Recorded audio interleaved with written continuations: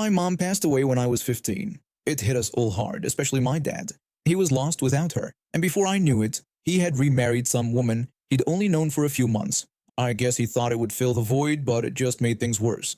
This new wife, let's call her Karen, had 2 kids with my dad. I tried to be a good big sister, I really did. But Karen made it nearly impossible. She was always causing drama, picking fights with me and my dad, and making our lives miserable. Then one day, when I was 18, she just up and left, packed her bags and ran off to Texas with some drug dealer she met online. She left her own kids behind without a second thought. For 10 years, we didn't hear a peep from her. My dad raised the kids on his own and I helped out when I could. We were finally starting to feel like a normal family again. But then, out of the blue, Karen decided she wanted to come back. She called my dad crying about how she'd hit rock bottom and wanted to get clean. And my dad, being the soft-hearted fool he is, flew her back and paid for her rehab. After everything she'd put us through, he was just welcoming her back with open arms. I told him he was making a mistake, but he wouldn't listen. So there I was, 28 years old, living in my own place, trying to avoid Karen as much as possible. But she just wouldn't leave me alone. For weeks, she'd been bugging me about helping her pick out parts for a new computer. When I reminded her that I'd already sent her several builds on PC Part Picker, she complained that they weren't good enough and she needed something better. I asked her what exactly she was looking for, and that's when she came up with her ridiculous idea. She suggested that I sell her my PC and use the money to buy parts and make myself a new one. I told her how much my PC had cost me to build, and when I heard her offer, I was shocked. She was only willing to give me a fraction of what it was worth. I flatly refused her offer, telling her it wasn't even close to the PC's value. Karen then accused me of being selfish, claiming she needed a good computer for her job search. I stood my ground and told her she'd have to find another solution. She left me alone for a few days, and I figured she'd given up on the idea. On Tuesday night, I got home from work, ready to relax and play some Minecraft. But when I walked into my room, my heart dropped. My desk was empty. My mouse, my mechanical keyboard, all 3 of my monitors, my tower, my external hard drives, even my UPS, all gone. I immediately checked the front door security camera footage, and there she was, bold as brass, using a key to let herself into my house. About 30 minutes later, she came out carrying all my stuff and loading it into her car. I was furious. I called my dad right away. When I asked him if he'd given Karen a key to my house, he admitted that he had, but only for emergencies. I told him about how she'd used it to break in and steal all my computer equipment. He seemed shocked and asked if I was sure. I told him I had it on video and that he needed to handle this, reminding him that it was his fault she was even in our lives. He agreed to talk to her. 2 hours later, he called me back. He apologized and told me that Karen was refusing to give back my stuff. Apparently, she was claiming that I had promised to sell it to her. I told my dad that was a lie and that I'd explicitly told her no. I told him that I was going to call the cops. He told me to do whatever I felt I needed to do, so I did. I called the police and showed them the video. They took my statement and said they'd look for her. A few hours later, I got a call from the police station. They'd caught Karen at a gas station, driving drunk with a blood alcohol level of 0.27. Not only did she have all my stolen property in the car, but they also found 9 grams of meth. Talk about karma. She's now facing charges for felony DUI, possession with intent to distribute, and grand larceny. They couldn't charge her with burglary because my dad had given her the key. But honestly, I'm just glad she's finally getting her comeuppance. The only downside is that I still don't have my computer back. The police are holding it as evidence for the case. I have no idea how long it's going to take, so I've had to order myself a new PC in the meantime. After years of manipulating my dad, abandoning her kids and thinking she could just waltz back into our lives like nothing happened, she's finally hit rock bottom for real. I'm changing my locks and making it clear to my dad that no one gets a key to my place without my permission.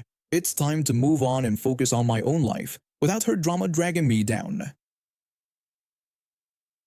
I grew up in a small town where public transportation was spotty at best. I knew the freedom a set of wheels could bring. So from the moment I turned 16, I worked every odd job I could find. Mowing lawns, babysitting, even helping out at the local library. It took 2 long years of saving every penny, but finally, I had enough for a used sedan.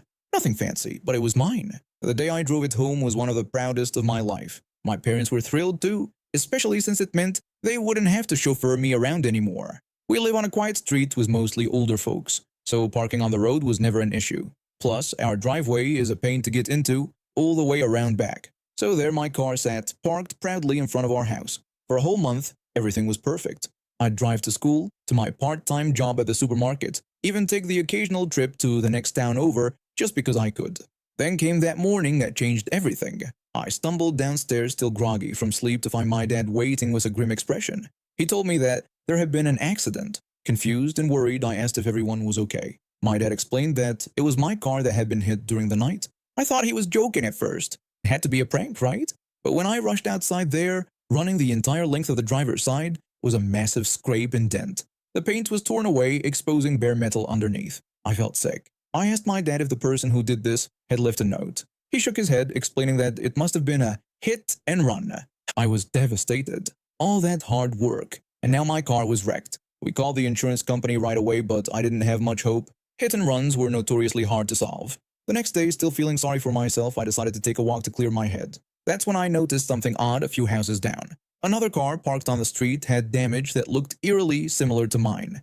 Same scrape pattern, same paint transfer. I ran home to tell my dad, and together we went to talk to the owner. I approached the neighbor, pointing out the damage to his car. He sighed and explained that he had woken up to the mess yesterday, lamenting that some jerk had sideswiped him and taken off. My dad chimed in, explaining that the same thing had happened to my car. He asked if we could get the neighbor's number, promising to let him know if we found out anything. The neighbor agreed, but I still wasn't optimistic. 2 weeks dragged by with no leads. Then, out of the blue, we got a call from the neighbor. He excitedly told us that his roommate had been talking to a friend who admitted she might have hit some cars the other night. When the roommate realized it was probably our street, he had immediately told the neighbor. Finally, a lead. The neighbor gave us the woman's number, and with shaking hands, I dialed. When she answered, I introduced myself as the person whose car she had hit and run from. She stammered, trying to claim that she had been planning to come back and give me her insurance information.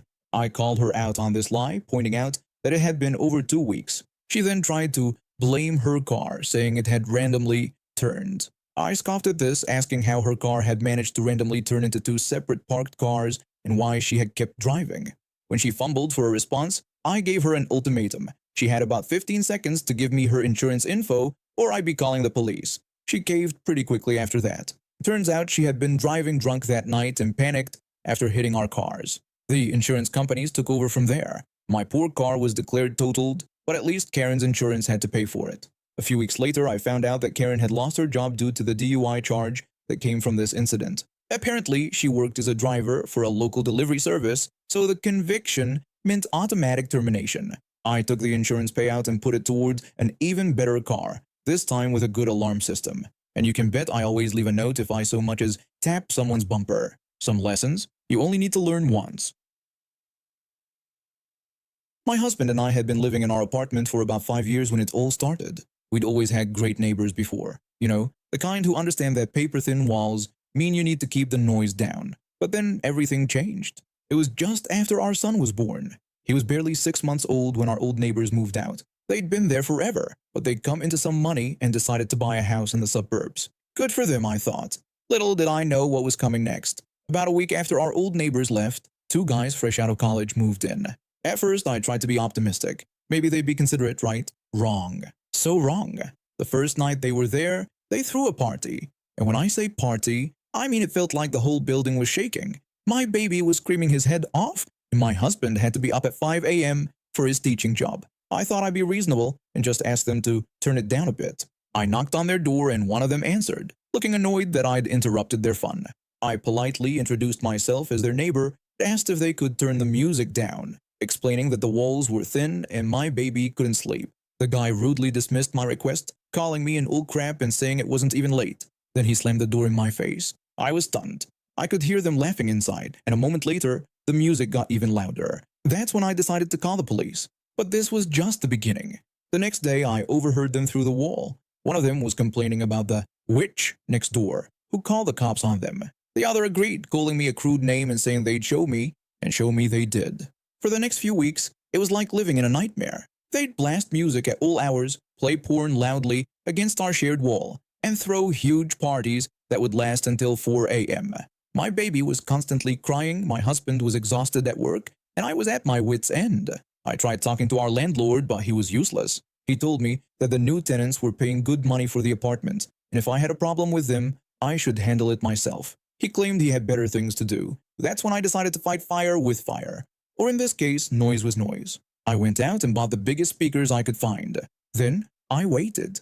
The next time they had a party, I let them tire themselves out. As soon as their guests started leaving and they turned off their music, I struck. I put those speakers right up against the wall and started blasting nursery rhymes at full volume. My son was loving it, dancing around in his pajamas. My husband thought it was hilarious. The jerks next door, not so much. After about an hour, there was a pounding on our door. I opened it to find one of the guys standing there, looking like he was about to explode. He angrily demanded that I turn off the lame crap immediately, threatening to call the cops if I didn't. I sarcastically replied, reminding him of when I had to call the cops on them. I suggested he go ahead and call, saying the police would love to hear about how they've been harassing us for weeks. When he protested that I couldn't do this, I simply told him to watch me. Then I slammed the door in his face, just like he'd done to me, and turned the volume up even higher. Sure enough, the cops showed up about 20 minutes later. And wouldn't you know it, it was the same officer who'd come when I called about their party. The officer asked what the problem was, then one of the guys complained that we were blasting music and refusing to turn it off. The officer looked at me and I could see he was trying not to laugh. He asked if this was true and I confirmed that we were indeed having a little sing-along with our son, asking if there was a problem. I explained the whole situation to him and he nodded along, looking more amused by the second. The officer then addressed all of us, suggesting that it seemed like the neighbors were getting a taste of their own medicine. He proposed that everyone keep the noise down from now on, warning that next time he'd be writing up tickets for disturbing the peace. He asked if we all understood. The jerks grumbled but agreed. The next morning, as my husband was leaving for work, one of the guys confronted him in the hallway. Before I knew what was happening, he was throwing punches at my husband. The other guy was there too, filming the whole thing and yelling insults. My husband, being the better man, didn't fight back. He just tried to protect himself and get away. I called the police immediately. When the cops arrived, they arrested one guy for assault and battery. Turns out the other one was on probation for drug possession, and filming the assault got him sent back to jail. The first guy was evicted by our landlord, who suddenly seemed very concerned about the problem tenants when the police got involved. We ended up moving out a few months later. Last I heard, the apartment was still empty. I guess karma really does come back around. I've been working at this manufacturing plant for over 2 decades now. Started right out of high school thinking it'd just be a temporary gig while I figured out what I really wanted to do with my life. But time has a way of slipping by, you know? Before I knew it, I had a family to support and bills to pay. It was steady work with decent pay and benefits thanks to our union. Over the years, I've seen my fair share of supervisors come and go. Some were all right, others not so much. But this new guy, he was something else entirely. About 7 months ago, when this hotshot supervisor got transferred to our department, from day one, you could tell he had a chip on his shoulder, strutting around like he owned the place, implementing all these new rules that made no sense. I remember the first time I encountered one of his ridiculous policies. I clocked in at 7:01 a.m. instead of 7 a.m. sharp. The supervisor immediately told me I was late and that it was a write-up. I couldn't believe it and asked if he was serious, pointing out it was literally just 1 minute. He coldly replied that rules were rules and he expected everyone to be at their stations, ready to work, at exactly 7 a.m., with no exceptions. In all my years here, I'd never been written up for something so trivial, but that was just the beginning. He started nitpicking everything we did, the way we operated the machines, how we filled out paperwork, even how we took our breaks. It was like working under a microscope. One day, my buddy was filling out an incident report after a minor equipment malfunction. The supervisor came by and criticized how he was filling out the form. My buddy explained that he'd been doing it this way for 15 years without any problems. The supervisor dismissively told him that it was a problem now and ordered him to do it over and do it right this time. We all tried to keep our heads down and just do our jobs, but it was getting harder by the day. The constant criticism and micromanagement were wearing us down. Then, about a month into his reign of terror, I noticed something off about my paycheck. It seemed lighter than usual. At first, I thought maybe I'd miscalculated my overtime or something. But when I checked my pay stub, I realized I was being shorted an hour of pay every single day. I talked to some of the other guys, and they were all experiencing the same thing. We were losing about $400 a month each. For guys with families to support, that's no small change. We got together after work one day to figure out what to do. I said that this couldn't be a mistake since it was happening to all of us every single day. One of my co-workers asked if we thought the new supervisor was doing this on purpose. Another agreed that it had to be, as there was no way this could be a coincidence. I then asked if we should go to human resources. That's when one of the older guys spoke up. He suggested we hold on, explaining that he had an idea. He reminded us that we knew the guy was gunning for a promotion and proposed that we give him enough rope to hang himself. We all listened as he laid out his plan. It was risky, but if it worked, it would be sweet revenge. For the next 6 months, We kept our mouths shut. We endured the supervisor's petty rules and attitude without complaint. All the while, he kept shorting our pay, probably thinking he was so clever. I won't lie, it was tough. There were days when I wanted to march right into his office and confront him, but we stuck to the plan. Finally, the day came. The supervisor got his promotion, just like he'd been bragging about for months. He gathered us all to gloat, saying it had been a pleasure whipping our department into shape. He smugly added that he was sure we'd all miss him, but duty called and he was moving up to bigger and better things. We all nodded and congratulated him, biting our tongues so hard I'm surprised we didn't draw blood. The very next day, we went to Human Resources as a group. The HR rep greeted us and asked what she could do for us. I explained that we needed to report some discrepancies in our pay that had been going on for 7 months. The HR rep looked concerned and started pulling up our records. It didn't take long for the truth to come out. She stammered that this was extremely serious and that she needed to call in some other people right away. Within an hour, the office was buzzing with activity. The newly promoted supervisor was called in, looking smug at first, probably thinking he was going to get some kind of award. He went from cocky to terrified in about 2 seconds flat. He tried to stammer out a defense, claiming there must be some mistake and denying any wrongdoing. The HR rep cut him off, stating that there was no mistake and that the evidence clearly showed he had been systematically defrauding the employees for months. The supervisor broke down crying, begging for another chance, but it was too late. He was fired on the spot. We got every penny of our back pay, plus overtime, and a hefty settlement to keep things quiet. The company was so scared of a lawsuit or bad publicity that they bent over backwards to make things right. Last I heard, our ex-supervisor was having trouble finding work anywhere in the industry. It turns out word gets around when you try to steal from your workers.